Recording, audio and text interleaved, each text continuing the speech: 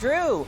Congressman, always a pleasure to see you again. So, Congressman, what do you make of this report that a court-appointed federal watchdog is investigating UAW President Shawn Fain? That this court monitor has been working to stamp out corruption at the union after that stunning, bribery and embezzlement scandal several years ago. There's no indication right now Fain is being probed for any of that. But what do you make of this story? Well, look, when there's smoke, there's fire. I mean, it's something that we obviously have to evaluate. I'm glad that they're doing it. I'm not against unions. I'm not against unions when they're doing the job of representing their people and aren't inserting politics into what they do.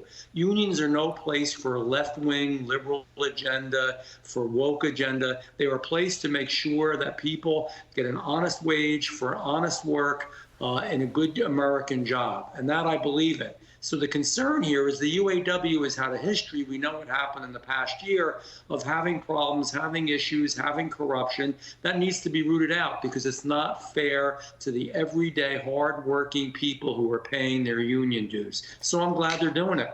Congressman, to what you just said, this watchdog, Neil Barofsky, he was appointed in May of 2021, as part of that settlement to avoid a government takeover of the UAW and the fallout of that scandal. But the Detroit News is reporting Barofsky has been investigating members of the UAW's governing board, including the president, the secretary-treasurer, one of the union's regional directors, that basically they're obstructing, we don't know what that part of the investigation is, but this obstruction charge or allegation that Fain is obstructing the probe into fraud and corruption, that he's reportedly investigating, also Barofsky is investigating allegations Fain retaliated against a UAW vice president. Congressman, couldn't this be a violation of that 2020 consent decree between the Justice Department and the UAW that avoided a federal takeover of the union? If he finds that, is that a violation of that? Well, I think it is a violation of the consent decree, but we're going to let the judges and the attorneys figure this out and find out for sure.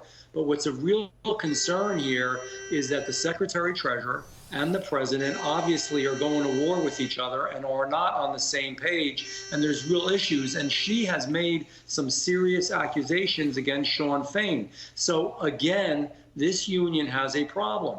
And instead of worrying about, again, their own leadership and how they can gain whatever it is they want to gain, and again, it's all alleged at this point, instead of worrying about liberal left-wing policies and everything else, how about you do the right thing for the working people who actually work and have to pay the damn union dues? And that's what they're tired of. People are tired of paying dues for something and it's not being used for the right thing. So I hope they root this out, get down to it, and make this union decent. What could Congress do? If Barofsky comes back with a really negative report on what he found about the UAW, what would Congress do? What would you guys do? Well, there's a lot that we can do. And I mean, that's something that we have to look into. And I don't want to say something prematurely here, and I don't want to say something on alleged violations. But Congress, through the various committees and through legislation, can do things, obviously.